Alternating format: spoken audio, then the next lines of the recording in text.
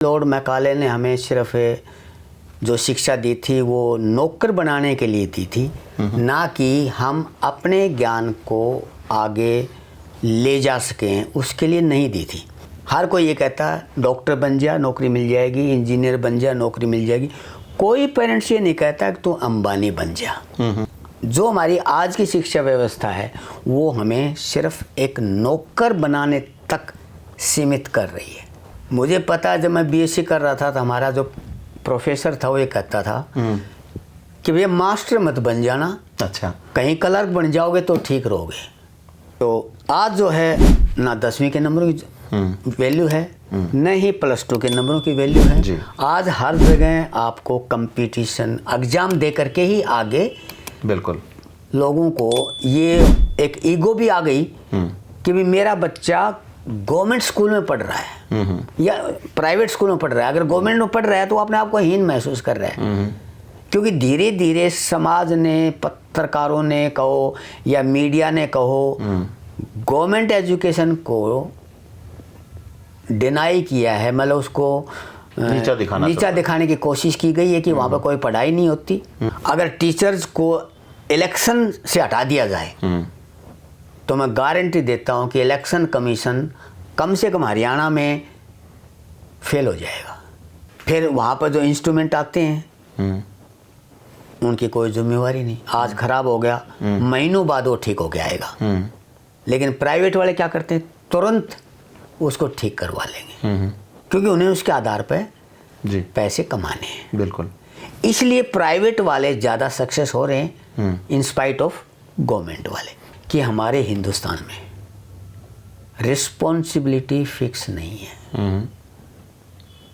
जिस दिन जो भी कर्मचारी है उसको अगर रिस्पॉन्सिबल बना दिया जाए फिर हिंदुस्तान से बढ़िया देश कोई नहीं हो सकता। आज हम बच्चों को सिर्फ पढ़ना सिखा रहे हैं, लेकिन प्रैक्टिकल वर्क करना नहीं सिखा रहे। एक बच्चे के ज्ञान के लिए 3 चीजें जिम्मेवार हैं। सबसे पहले पेरेंट्स, फिर टीचर्स और तीसरा एनवायरनमेंट। ठीक है। प्राइवेट स्कूल वालों ने बच्चों को अपनी तरफ अट्रैक्ट करना है कि उनके पास आए, तो उन्हें कोई न कोई नया सखूबा छोड़ना पड़ता है।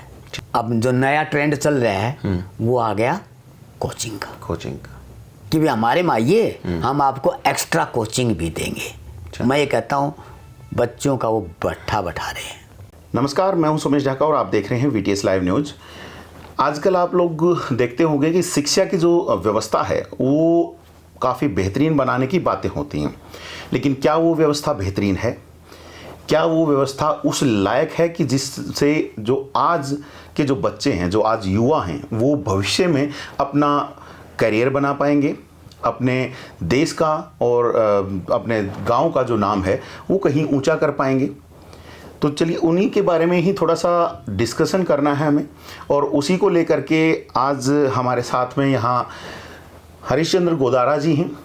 रिटायर्ड लेक्चरर हैं, बायोलॉजी के टीचर रहे हैं। तो काफ़ी सारी चीज़ें आज हम इनसे जानने का प्रयास करेंगे कि क्या कुछ पहले के समय में रहा था, क्या कुछ आज के समय में रहा है, क्या बच्चों को वो सारी फैसिलिटीज़ मिल पा रही हैं या नहीं। तो उन तमाम चीज़ों को गहनता से समझने की कोशिश करेंगे और आप लोगों तक भी वो सारी चीज़ें हम ले पहुंचा रहे हैं, तो आप भी समझने का प्रयास कीजिएगा कि शिक्षा किस ओर जा रही है।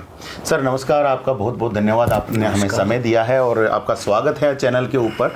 और सीधा सा एक सवाल है, रिटायर्ड हो चुके हैं और एक नई लाइफ जो है वो आप पिछले 15 साल से रिटायरमेंट की जो है वो आप बिता रहे हैं, और जहाँ तक मैं जानता हूँ कि इस दौरान में भी जो शिक्षा देने का जो कार्य था वो आप आज भी कर रहे हैं।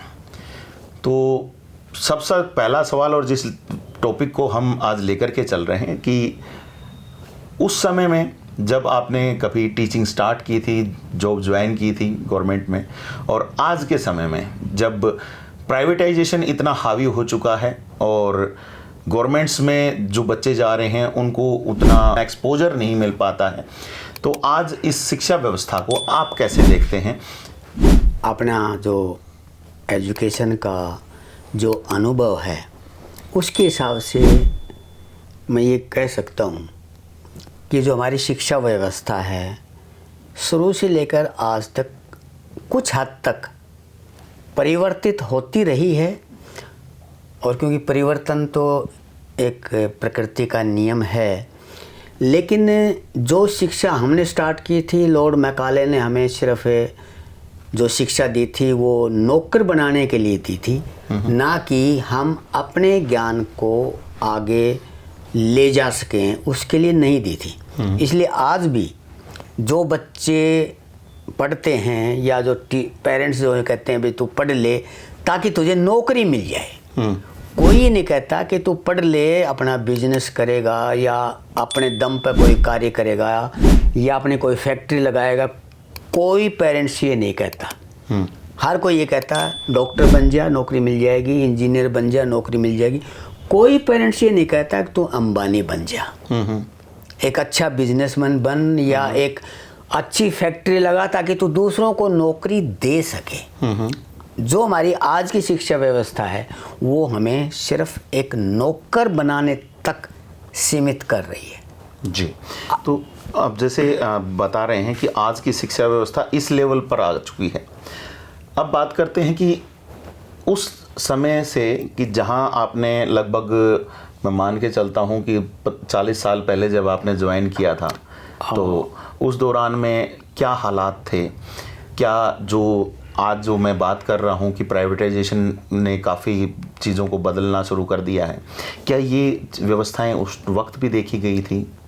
देखिए, उस वक़्त प्राइवेट स्कूल बहुत ही कम थे, और जो थे उनमें एजुकेशन का स्तर बहुत ही अच्छा था। इवन जो उस वक्त सरकारी स्कूल थे वहाँ भी टीचर बहुत अच्छे थे, डेडिकेटेड थे। मुझे पता है कि जब मैंने 8वीं की गवर्नमेंट स्कूल चंदेनी से मैंने 8वीं की, तो एग्ज़ाम से मतलब बोर्ड, उस टाइम बोर्ड के एग्ज़ाम होते थे जी। एग्ज़ाम से 1 महीना पहले हमें स्कूल के अंदर एक कमरे के अंदर बोर्डिंग रूम बना करके रखा गया था ताकि हम पढ़ सकें और टीचर रात को हमें पढ़ा सकें। वाह, ये मेरा अनुभव है। मैं 1 महीने अपने गांव से सिर्फ 2 किलोमीटर दूर स्कूल था, फिर भी हम स्कूल के अंदर रहते थे जी। तो उस वक्त टीचर डेडिकेटेड थे। हालांकि जो वास्तव में आज जो टीचर है, वास्तव में जो मैं कह रहा हूँ वो आज भी डेडिकेटेड है, लेकिन हकीकत ये है कि भी टीचिंग जॉब में जो पे मिलती है, जितनी भी मिलती है, उसको अगर हम बाकी चीज़ों से अगर कंपेयर करते हैं, पैसे नहीं जी, इनकम से अगर कंपेयर करते हैं, तो शायद एक क्लर्क भी टीचर से बहुत ज़्यादा कमाता होगा। मुझे पता है, जब मैं बीएससी कर रहा था तो हमारा जो प्रोफेसर था वो ये कहता था कि भैया मास्टर मत बन जाना, अच्छा, कहीं क्लर्क बन जाओगे तो ठीक रहोगे। ये हालात थे, ये हालात थे उस वक्त भी। उस वक्त के कह लो से आज की भी वही है। आज भी वही है। क्यों? कि भी मास्टर को तो सिर्फ देखो जो पे मिलती है वो मिलती है, लेकिन बाकी में तो ये कहते हैं भाई ऊपर की कमाई पता नहीं कितनी है। जो ईमानदार हैं वो तो आज भी उतने ही हैं, वो दाल रोटी तक मुश्किल से खा सकते हैं। बाकी वो घरों में कल एक के यहाँ छापा पड़ा था, 20,000 रुपये अखबार में आई हुई थी।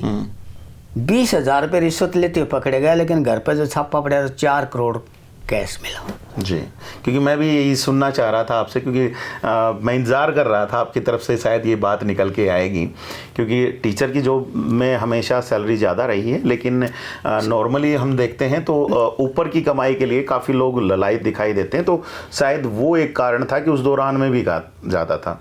और एक हमारे यहाँ हरियाणा में तो एक बड़ी सी लोग कह भी देते हैं लोगों को कि कौन सा पटवारी लाग रहा है। हाँ, ठीक है, ये कहने के लिए बातें हैं। हालांकि पटवारी से ऊपर काफ़ी बड़े बड़े और रैंक के अधिकारी होते हैं, लेकिन लोगों को लगता है कि पटवारी ही बड़ा है, क्योंकि लोगों का काम उन्हीं से पड़ता है। तो काम भी उन्हीं से पड़ता है। और पटवारी ने अगर कागजों में मेरी ज़मीन को अगर आपके नाम लिख दिया उसको बड़े अधिकारी भी कैंसिल नहीं कर सकते। तो पटवारी बड़ा हुआ है, बड़े अधिकारी नहीं तो लगातार केस फिर लगाते रहो कोर्ट में केस, 10 साल 20 साल। ये आपको पता ही हमारे कोर्ट का, खासकर जो ये सिविल केसेस हैं और खासकर जमीन जायदाद के केसेस हैं तो पीडी भी लग जाती है। बिल्कुल। तो वापस से हम उसी बात पे आते हैं कि व्यवस्था, जब आप जिस टाइम आपने ज्वाइन किया है एज ए टीचर, तो क्या आप सच में टीचर बनना चाहते थे? सबसे पहला सवाल तो ये। सच्चाई थी है, मैं बिल्कुल भी टीचर बनना नहीं चाहता था। फिर कैसे आए? मैं डॉक्टर बनना चाहता था। भाई मैंने प्री मेडिकल किया तो मेरा रोहतक में सिलेक्शन नहीं हुआ। उस वक्त एक नियम था कि अगर बीएससी फर्स्ट डिवीजन आ जाती है तो पहले बीएससी फर्स्ट डिवीजन वाले को मेडिकल में एडमिशन मिलता था, फिर प्री मेडिकल की मेरिट होती थी। ओके। प्री मेडिकल के बाद मुझे वेटनरी में एडमिशन मिल गया था सर, लेकिन डॉक्टर एमबीबीएस बनने के लिए मैंने वो छोड़ करके बीएससी में फर्स्ट डिवीजन ली। लेकिन शायद मुझे डॉक्टर नहीं बनना था, इसलिए वो नियम चेंज हो गया यूनिवर्सिटी का। ओके। तो किस्मत ने शायद आपके और इसलिए झोली में बहुत सारे डॉक्टर डालने थे, शायद इस वजह से आप नहीं बन पाए। मैं ये कहूँगा कि जैसे मैं एक हिप्नोथेरेपिस्ट भी हूँ, तो जब हम पैदा होते हैं तो एक कार्य को लेके पैदा होते हैं, और आज भी मुझे पढ़ाने में जो आनंद आता है शायद इलाज करने में उतना आनंद नहीं आता। ओके। क्योंकि मैं ये समझ लो 55-56 साल से पढ़ा रहा हूँ और आज भी मैं उन चीज़ों से बोर नहीं हुआ हूँ, क्योंकि वही चीज़ बार बार पढ़ानी पड़ती है। बिल्कुल। फिर भी मुझे मैक्सिमम उसमें आनंद आ रहा है, संतुष्टि। इसलिए मुझे ये संतुष्टि है कि भी प्रकृति ने मुझे टीचर बनाना था, न कि डॉक्टर। जी। अभी एक सवाल यहाँ पर ही पूछ लेते हैं। आपके स्टूडेंट्स काफ़ी डॉक्टर्स भी बन चुके होंगे, मिलते हैं लगभग 150 शायद उसमें अपना सपना देखते होंगे। हाँ बिल्कुल, 150 के करीब मेरे स्टूडेंट डॉक्टर बन चुके हैं और बड़े अच्छे अच्छे क्वालिटी के डॉक्टर हैं, हर तरह के हैं। एमबीबीएस भी हैं, बीएमएस भी हैं, वेटनरी भी हैं, डेंटिस्ट भी हैं, इवन साइंटिस्ट भी हैं। वाह। आप समझ सकते हैं एक टीचर की जॉब कितनी कमाल की होती है, जहाँ पर आपको अपने उस जॉब पर गर्व होता है। और सर एक ये यहाँ पर आपसे जानना चाहूँगा मैं कि आपने जैसे अभी कहा भी कि कुछ उस टाइम पर प्राइवेट स्कूल उतने नहीं होते थे। हाँ, लेकिन आज गली गली में प्राइवेट स्कूल खुले हुए हैं। उस वक्त के प्राइवेट स्कूलों को और आज के प्राइवेट स्कूलों को किस तरीके से देखते हैं? क्या पढ़ाई में वो व्यवस्था रही है जिसके लिए लोगों ने प्राइवेट स्कूलों में अपने बच्चों को भेजना शुरू किया था? प्राइवेट स्कूल पहले थे, उनमें भी पढ़ाई का स्तर काफ़ी अच्छा था, क्योंकि मैं भी 9th 10th class SM Hindu high school Sonipat से की है। ओके। और एक नेशनल स्कॉलरशिप लेकर के, गांव का बच्चा, वहाँ से नेशनल स्कॉलरशिप लेकर के मैं निकला हूँ जी। लेकिन वहाँ उस वक्त केवल पढ़ाई पर ही ज़्यादा जोर था कि भी 10वीं में बहुत अच्छे नंबर आ जाएं, और उस वक्त 10वीं के नंबरों की इज्जत थी। अगर मैं उस वक्त चाहता तो मुझे रेलवे में और पोस्ट ऑफिस में क्लर्क की जॉब तुरंत मिल जाती, जस्ट अप्लाई करने की जरूरत थी जी। और कुछ जरूरत नहीं कि नंबर इतने थे तो जॉब मिल जाती जी। समझ सकता हूँ मैं। तो आज जो है ना 10वीं के नंबरों की वैल्यू है, न ही +2 के नंबरों की वैल्यू है जी। आज हर जगह आपको कंपटीशन एग्जाम दे करके ही आगे बिल्कुल कंपटीशन टेस्ट होते हैं, उसके बाद ही जो रैंक बनता है उसके मुताबिक आपको कहीं ना कहीं पोजीशन मिलेगी। तो जो मेरा सवाल था वो शायद अभी भी वही है कि क्या डिफरेंस क्या महसूस किया, क्योंकि अब तो गली गली में स्कूल हैं और शायद जहाँ तक हम देख पाते हैं बहुत सारे पेरेंट्स इसलिए भी थोड़ा सा आवाज़ उठाते रहते हैं, कहीं पे फीस ज़्यादा है, कहीं जो पढ़ाई का स्तर है वो डिफरेंट हो जाता है। और अब तो बहुत सारी जगह पे एक आवाज़ और भी उठती है कि समान पढ़ाई का भी जो हक है वो भी लोगों को नहीं मिल पा रहा है, क्योंकि कुछ बच्चे गवर्नमेंट स्कूल में जो किताबें पढ़ते हैं वो और प्राइवेट स्कूलों की किताबें भी एक जैसी नहीं रही हैं। मैंने लगभग 37 साल गवर्नमेंट स्कूल में पढ़ाया है। उस वक़्त क्योंकि मैं बायोलॉजी का लेक्चर रहा हूँ बुक्स हमारी एनसीईआरटी की ही लगती थी और उसी से हम पढ़ाते थे। उसके बाद मैं, जैसे आपने कहा कि मैं पढ़ाता रहा हूँ, 15 साल से मैं प्राइवेट स्कूल में ही पढ़ा रहा हूँ। बुक्स वही एनसीईआरटी की ही वहाँ पर लगी हुई है। रही बात पैसे की, तो मुझे कहना पड़ेगा कि एक प्राइवेट स्कूल को एस्टेब्लिश करने के लिए और उसको मेंटेन करने के लिए कितना पैसा लगता, उसके बारे में कोई नहीं सोचता। सिर्फ सोचते हैं फीस के बारे में। मैं 2-3 स्कूलों में रह चुका हूँ और वहाँ पर मैंने देखा है कि जो फीस उनका स्ट्रक्चर है, +2 तक के वो स्कूल मुश्किल से मेंटेन हो पा रहे हैं। इनकम की तो मैं उम्मीद नहीं कर सकता, दूर की बात है वो, दूर की बात। हाँ, अगर बच्चे 1000 से ऊपर हैं तो शायद थोड़ी बहुत इनकम उनकी हो सकती है। अदरवाइज आप देख ही रहे हो आजकल बहुत से स्कूल बंद होते जा रहे हैं। जी बिल्कुल, समझ सकता हूँ। तो आज अगर हम बात करें शिक्षा की, तो जैसे अभी आपने बताया कि एनसीईआरटी की किताबें पहले लगती थी, एनसीईआरटी की किताबें आज भी लगती हैं, तो शिक्षा में इतना डिफरेंस क्यों आ रहा है? लोग उस समान शिक्षा के अधिकार के लिए इतनी आवाज़ें क्यों उठा रहे हैं? क्या कुछ बदलाव हुआ है सिलेबस में भी, और क्या कुछ ऐसा भी है जो उस प्राइवेट स्कूलों में कुछ अलग से होता है और गवर्नमेंट में शायद वो नहीं मिल पा? मुझे कहना पड़ेगा कि हमारा जो समाज है सदियों से गुलाम रहा है। गुलामी की मानसिकता हमारे अंदर इतनी ज़्यादा गहरी बैठ चुकी है कि हम हिंदी बोलने में अपमानित महसूस करते हैं और इंग्लिश बोलने में अपने आप को प्राउड महसूस करते हैं। आप गवर्नमेंट स्कूल वाले आपको इंग्लिश बोलना नहीं सिखाते, वो आपको हिंदी में पढ़ाएंगे या अपनी लैंग्वेज में पढ़ाएंगे। लेकिन प्राइवेट स्कूल वाले आपको पहली क्लास से ही इंग्लिश में पढ़ाना शुरू कर देते हैं। वो बच्चे yes mummy, no daddy, how are you, बहुत कुछ सीख जाते हैं और पेरेंट्स बहुत खुश हो जाते हैं कि हमारे बच्चे को इंग्लिश बोलना आ गया है। जबकि लैंग्वेज सिर्फ विचार व्यक्त करने के लिए होती है, न कि नॉलेज बताने के लिए नहीं है। नॉलेज बताने के लिए नहीं है, या ये कहना कि भी इंग्लिश इसको अच्छी बोलने आती है तो बहुत अच्छा है। और इसी के कारण गवर्नमेंट स्कूल पिछड़ते गए और प्राइवेट स्कूल क्योंकि पहली क्लास से ही इंग्लिश में शुरू कर देते हैं, इसलिए वो लोगों को ये एक ईगो भी आ गई कि भी मेरा बच्चा गवर्नमेंट स्कूल में पढ़ रहा है या प्राइवेट स्कूल में पढ़ रहा है। अगर गवर्नमेंट में पढ़ रहा है तो अपने आप को हीन महसूस कर रहा है। क्योंकि धीरे धीरे समाज ने, पत्रकारों ने कहो या मीडिया ने कहो, गवर्नमेंट एजुकेशन को डिनाई किया है, मतलब उसको नीचा दिखाने की कोशिश की गई है कि वहाँ पर कोई पढ़ाई नहीं होती। और प्राइवेट स्कूलों को उन्होंने हाईलाइट किया कि वहाँ पर बहुत अच्छी पढ़ाई होती है।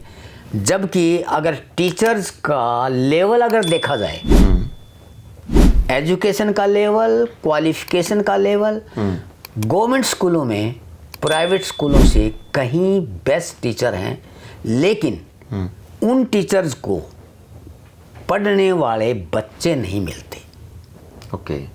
और अगर दूसरी तरफ अगर देखें तो कई बार, जैसे मैंने भी कई बार रिपोर्ट बनाई है, आपने अभी मीडिया की भी बात की इस बीच में, तो मैं भी उसी का एक हिस्सा हूँ। तो हमने देखा है कि टीचर्स को आजकल और दूसरे काम ज़्यादा दे दिए जाते हैं, जिसकी वजह से वो टीचर गवर्नमेंट स्कूल में अंदर ही नहीं जा पाता है, वो उन दूसरे कामों के लिए ही लगा रहता है। हालांकि पीछे एक नया नियम भी आया था कि स्कूल टाइम के बाद ही वो जो दूसरी जो जिम्मेदारियां दी गई हैं उसको पूरा किया जाए, लेकिन उसके बावजूद भी कई सारी जिम्मेदारियां ऐसी होती हैं जो विद इन स्कूल टाइम ही उनको पूरी करनी पड़ती हैं, जिसको लेकर के अब पढ़ाई हो नहीं पाती। टीचर स्कूल से बाहर रहता है दूसरे काम पर, और जो बच्चे हैं वो सफ़र करते हैं। तो शायद ये भी एक कारण रहा है कि ये कारण छोटा नहीं है, ये कारण एक मुख्य कारण है कि भी टीचर्स को एक्स्ट्रा जो कार्य हैं डिपार्टमेंट्स के दूसरों की, वो टीचर्स को दे दिए जाते हैं। और उसका कारण है कि गवर्नमेंट को टीचर्स पर बहुत विश्वास है कि भी ये कार्य पूरा कर देंगे। पढ़े लिखे व्यक्ति हैं, सही पढ़े लिखे व्यक्ति हैं, सोच के समझ के सारा काम करेंगे। अगर टीचर्स को इलेक्शन से हटा दिया जाए तो मैं गारंटी देता हूं कि इलेक्शन कमीशन कम से कम हरियाणा में फेल हो जाएगा। इलेक्शन कंडक्ट नहीं हो पाएगा। ये हालात हैं आज। अगर दूसरे डिपार्टमेंट वालों को इलेक्शन ड्यूटी पर लगा दिया जाए, टीचर्स को नहीं दिया जाए, तो शायद इलेक्शन कंडक्ट नहीं हो पाएगा। तो इसी तरह से दूसरे और कार्य भी जो हैं टीचर ईमानदारी से करते हैं। ठीक है, तो अब बात करते हैं कि आप किस तरीके से देखते हो आने वाले भविष्य को? देखिए, भविष्य के बारे में तो सोचना बहुत ही गलत है। उसका कारण है कि कल क्या होगा हम नहीं कह सकते, अगले पल ही क्या होगा। लेकिन जिस तरह से अब एक इंट्रोड्यूस होता जा रहा है करिकुलम में आर्टिफिशियल इंटेलिजेंस, और मुझे अभी पता लगा कि 10वीं के बच्चे के पास AI का सब्जेक्ट है आज। तो आगे का भविष्य तो AI डिसाइड करेगा कि क्या होगा। ओके, आपको ऐसा लगता है कि टीचर्स की रिक्वायरमेंट आगे कम हो जाएगी? ना, ऐसा कुछ नहीं है। इंसान के बगैर, देखिए पहले जब कंप्यूटर आया तो कहते थे भाई बहुत सी नौकरियां खत्म हो जाएंगी, लेकिन कोई खत्म नहीं हुई, बढ़ी हैं। उसके बाद नेट आया, आज आपको नेट के ऊपर हर तरह का कंटेंट मिल जाएगा बेस्ड ऑन एजुकेशन। बिल्कुल। और अच्छे से अच्छे टीचर्स के कंटेंट भी मिल जाएंगे। फिर भी बच्चे टीचर्स के पास पढ़ना पसंद करेंगे। बिल्कुल। हालांकि ये नहीं है कि भी उनसे भी उनको फायदा नहीं होगा, फायदा होगा, लेकिन जो आई टू आई कांटेक्ट से जो फायदा होता है वो मीडिया से उतना फायदा नहीं होता। तो आर्टिफिशियल इंटेलिजेंस आने के बावजूद भी टीचर्स की रिक्वायरमेंट वैसी ही बनी रहेगी? वैसी ही बनी रहेगी जैसी आज है। ठीक है, अब बात करते हैं कि जो व्यवस्था आज के दिन आप देखते हैं कि लोग गवर्नमेंट की जॉब पाना चाहते हैं और प्राइवेट स्कूलों में पढ़ना चाहते हैं। इस व्यवस्था को अगर बदलना चाहें, और जैसे कि आप भी पढ़े हैं, गवर्नमेंट स्कूल्स में पढ़े हैं, क्या वैसी व्यवस्था लाने के लिए क्या कुछ बदलाव किए जा सकते हैं? देखिए, उसका एक कारण है कि जो प्राइवेट संस्थाएं जो भी हैं, चाहे वो स्कूल समझ लो, हॉस्पिटल समझ लो, वहाँ पर आपको सुविधाएं बहुत ज़्यादा मिलती हैं। लेकिन गवर्नमेंट में, जैसे गवर्नमेंट हॉस्पिटल हैं, डॉक्टर कम हैं, मरीज बहुत ज़्यादा होते हैं। आपने देखा होगा लाइन लगी होती है। जी बिल्कुल। फिर वहाँ पर जो इंस्ट्रूमेंट आते हैं उनकी कोई जिम्मेवारी नहीं। आज खराब हो गया, महीनों बाद वो ठीक हो गया आएगा। लेकिन प्राइवेट वाले क्या करते हैं, तुरंत उसको ठीक करवा लेंगे, क्योंकि उन्हें उसके आधार पर पैसे कमाने हैं। बिल्कुल।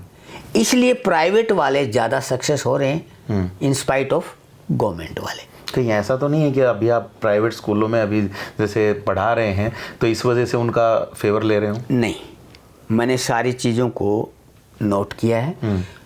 आज सरकारी स्कूल में भी वो फैसिलिटीज मिल रही है। मॉडल स्कूल बनाए जा रहे हैं। वह ना भी हो मॉडल स्कूल। सबसे पहले जो है इंटरनेट की सुविधा जो SIT शुरू की थी सरकार ने, वो गवर्नमेंट स्कूलों में की थी। सबसे पहले कंप्यूटर गवर्नमेंट स्कूलों में आए जी। इंटरनेट की सुविधा, इंटरनेट पढ़ाने की सुविधा बिल्कुल ऑनलाइन गवर्नमेंट स्कूलों में आए। बिल्कुल। पर वो मेंटेन नहीं हो पाए। मेन चीज क्या है, इम्प्लीमेंटेशन नहीं हो पाती। क्योंकि जो गवर्नमेंट में योजनाएं बनाई जाती हैं वो योजना का इम्प्लीमेंटेशन कभी नहीं बनाया जाता। आपको जनरेटर दे दिया, उसके लिए डीजल नहीं दिया, वो खराब हो जाएगा तो उसको रिपेयर नहीं करवाएंगे, और अगर खराब हो गया तो उसे तो महीनों लग जाए उसको रिपेयर होने में। ये थोड़ी सी कमियां सरकारी संस्थाओं में, कोई भी संस्था हो उनमें ये कमियां रही हैं। क्योंकि पहली बात ये है कि हमारे हिंदुस्तान में रिस्पॉन्सिबिलिटी फिक्स नहीं है। जिस दिन जो भी कर्मचारी है उसको अगर रिस्पॉन्सिबल बना दिया जाए, फिर हिंदुस्तान से बढ़िया देश कोई नहीं हो सकता। ठीक है, एक और सवाल, और जो कि शायद हमारे युवा भी जानना चाह रहे होंगे, और क्योंकि आपका फील्ड है वो, तो वो जानना मेरा आपसे ज़्यादा ज़रूरी होता है। आज का युवा क्या टीचर बनने के लिए ललायत रहे? क्या आज उसको टीचर के लिए कहीं ना कहीं अपने आप को तैयार कर लेना चाहिए कि टीचर ही बनना है, या फिर उसको कुछ और देखना चाहिए, और कुछ और ना मिले तो फिर फाइनली इस फील्ड में आना चाहिए?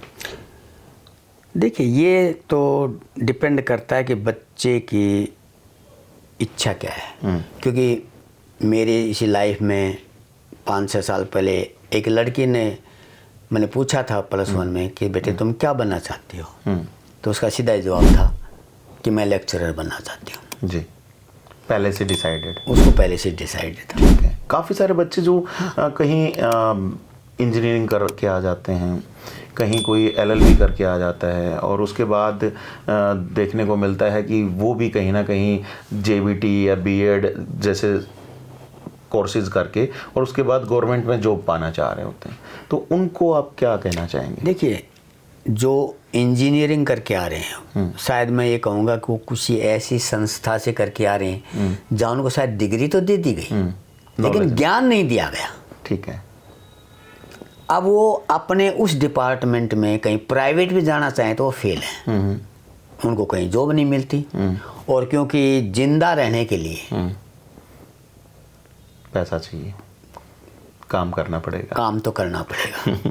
समझ सकता। और क्योंकि एजुकेशन इंस्टीट्यूशन बहुत ज़्यादा है, तो आपको कहीं ना कहीं काम मिल ही जाएगा। ठीक है। चाहे उसके लिए पेमेंट कम मिले, पर काम तो मिल जाता है। ठीक है। इसलिए लोग जो है ना स्विच कर जाते हैं। स्विच कर जाते हैं। तो आप सही मानते हैं इस चीज़ को? हाँ, मैं तो अच्छा मानता हूँ। मैं ये कहता हूँ कि teacher is a noble job, बशर्ते कि वो वास्तव में बनना चाहता हो, दिल से, मजबूरी में नहीं। अच्छा, यहाँ पे एक छोटी सी चीज़ और पूछूंगा कि समय बदल रहा है, शिक्षा की पद्धतियाँ बदल रही हैं। आपने स्टार्टिंग में भी मैकाले जी की शिक्षा पद्धति को लेकर के ही बात की थी कि वहाँ पर केवल नौकर बनना सिखाया गया। अब कुछ नई शिक्षा नीतियाँ आ रही हैं, तो उनको कैसे देखते हैं? क्या क्योंकि आज भी पढ़ा रहे हैं, तो मैं इस वजह से जानना चाह रहा हूँ कि आपके जब आप रिटायर हुए होंगे शायद तब तक वो चीज़ें नहीं आई थी। हाँ, अब कुछ नया आ गया है, तो उनको कैसे देखते हैं? क्या वो बच्चों के भविष्य को देखते हुए बनाई गई नीतियां लग रही हैं, या अभी भी आपको लगता है कि जो मैकाले ने जो पद्धति बनाई उसी को ही कहीं तोड़ मरोड़ करके दोबारा से पेश कर दिया गया है?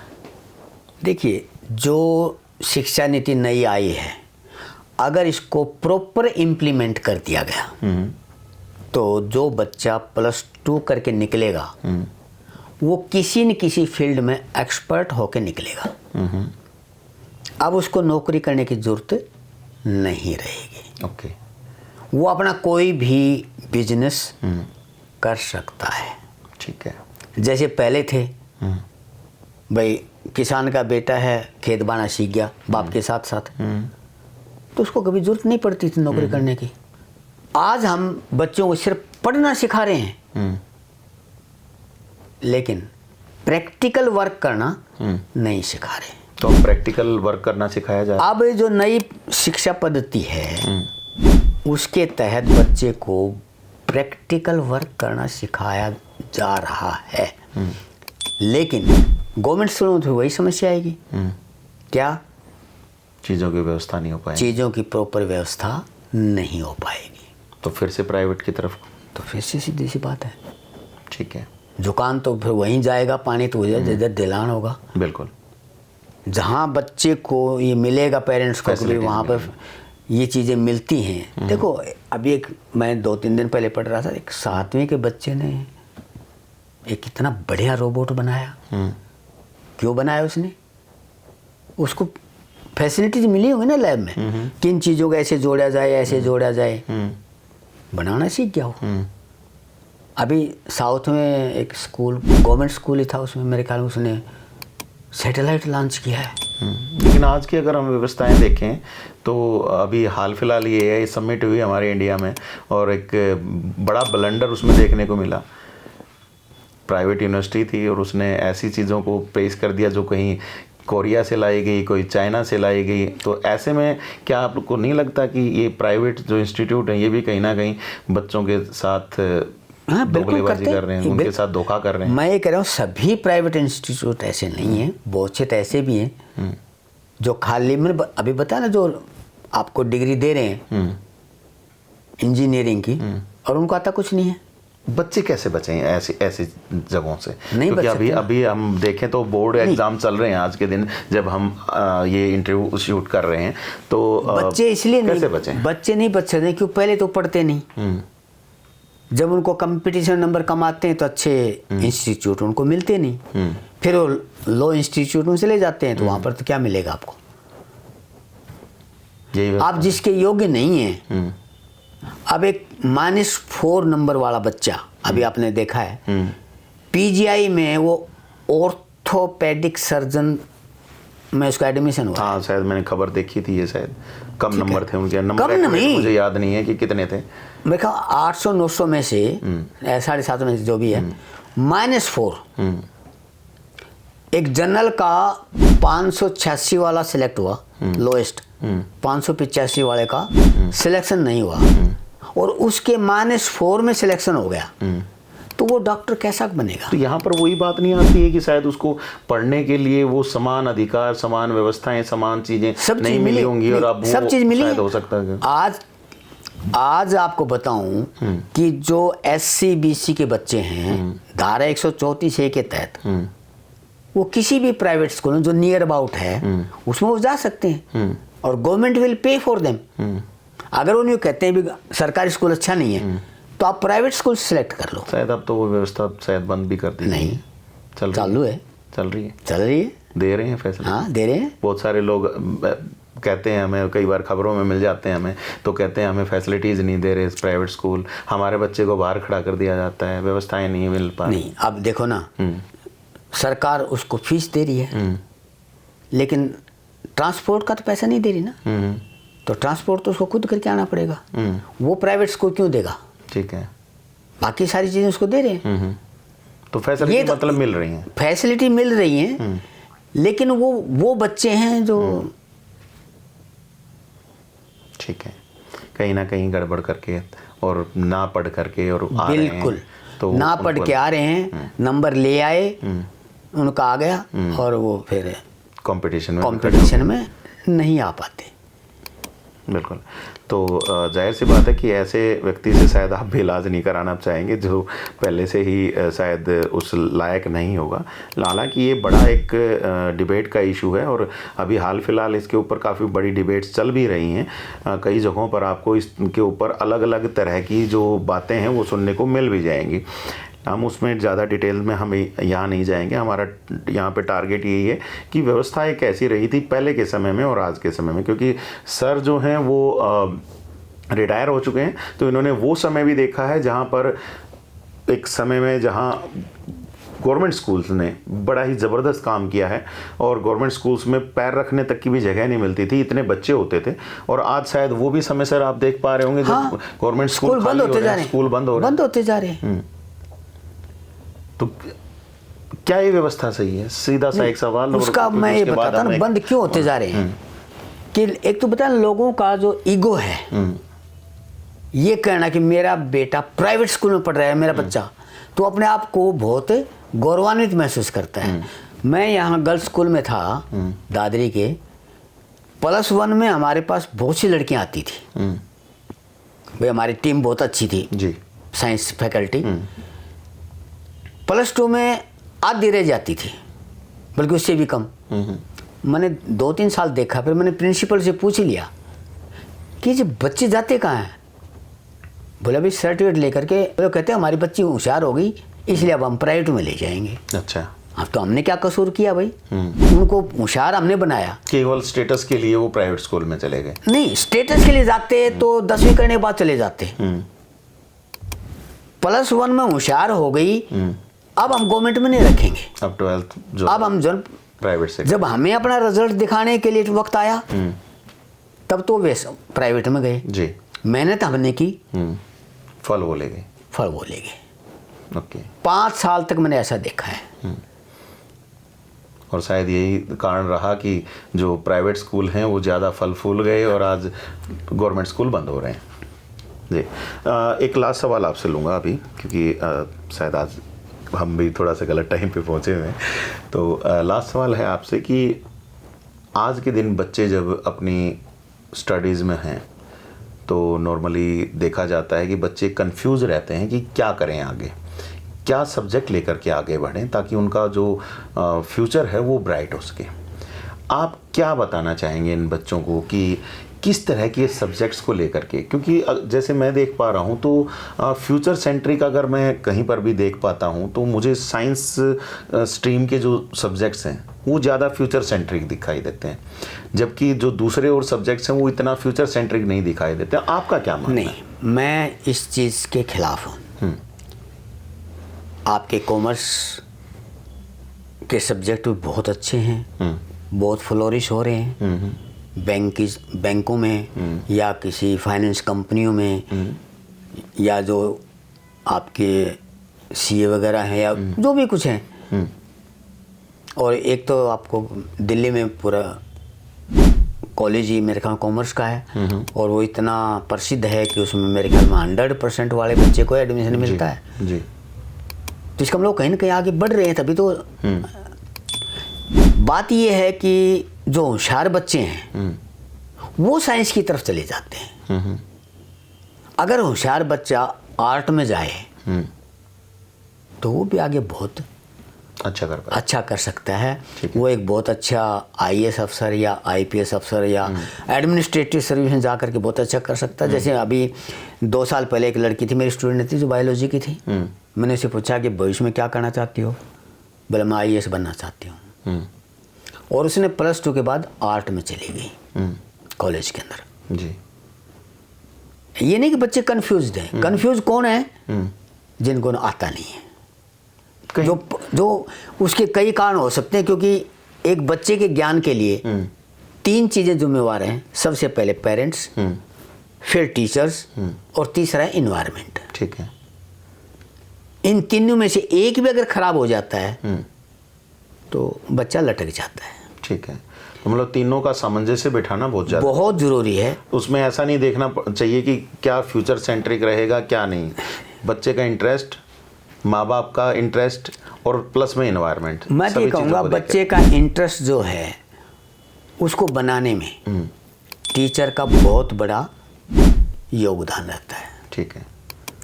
अगर टीचर ने सब्जेक्ट को बच्चे को अच्छी तरह से समझा दिया, मैं समझ लो बच्चा उस सब्जेक्ट में बहुत आगे बढ़ जाएगा जी।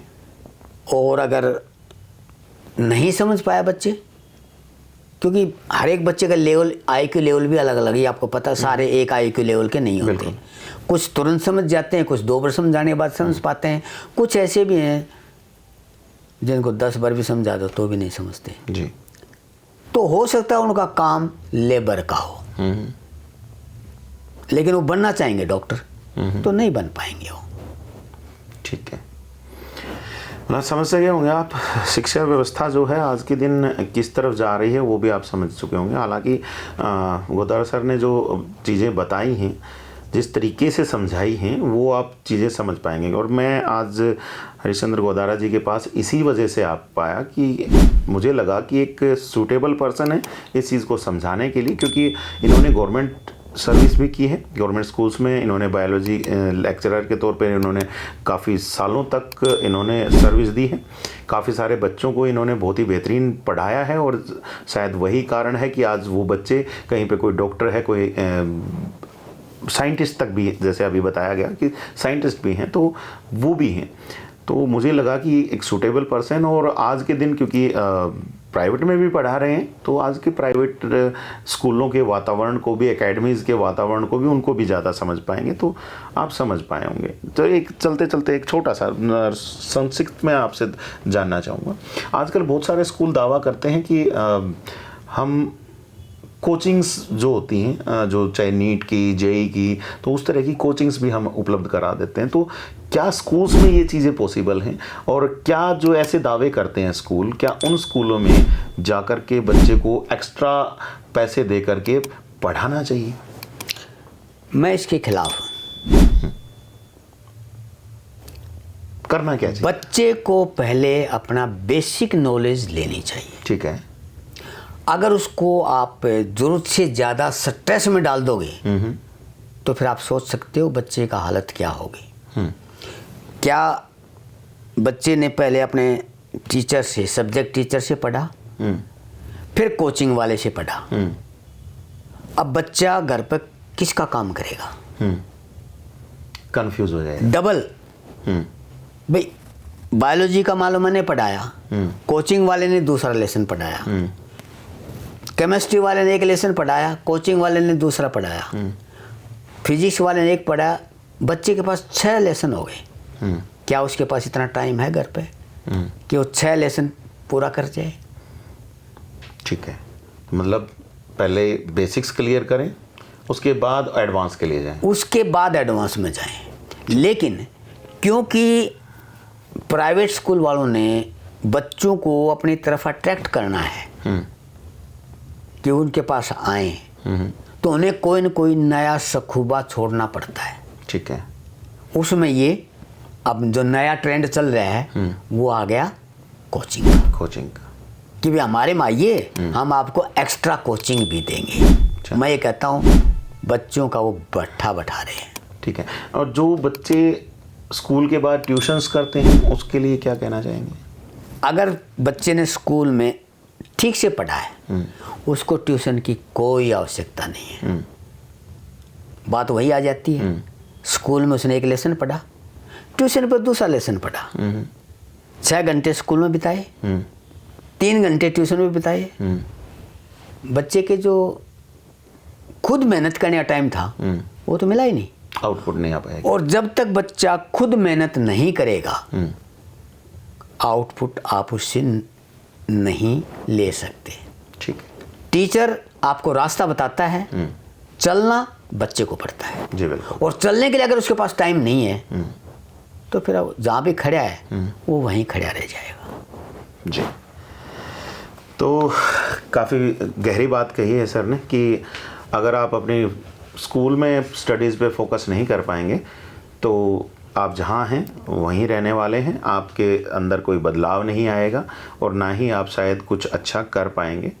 तो बस फोकस कीजिएगा अपनी स्टडीज़ के ऊपर। स्टडीज़ पे अगर आप फोकस कर पाएंगे तो पहले बेसिक क्लियर कर लीजिए और उसके बाद आगे बढ़िए। और बाकी जो मैंने जिस तरह से ये वीडियो स्टार्ट किया था कि उसके बारे में बात करें कि प्राइवेट और गवर्नमेंट में क्या फ़र्क आया है, क्या समान अवसर मिल रहे हैं या नहीं मिल रहे हैं, क्या शिक्षा जो है वो एक जैसी है या नहीं है, तो उसको लेकर के आप खुद समझदार हैं। काफ़ी सारी हमने बातें की हैं, उससे आप समझ सकते हैं।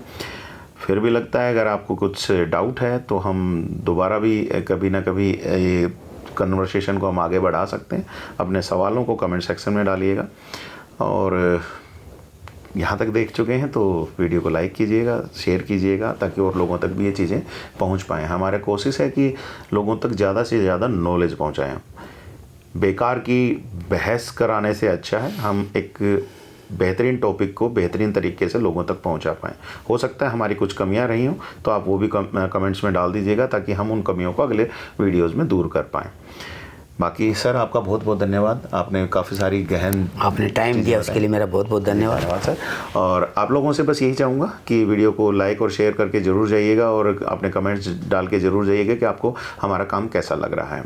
बाकी हम आप लोगों तक इसी तरह की सूचनाएँ और जानकारियाँ फिर भी लाते रहेंगे। लगातार आप तक जो पल पल की सूचनाएँ हैं वो भी पहुँचाते रहेंगे। बस आप बने रहिएगा चैनल पर, देखते ही रहिएगा VTS लाइव न्यूज़ को। अभी के लिए मुझे दीजिएगा इजाज़त। मैं Sumesh Dhaka, VTS live news के लिए।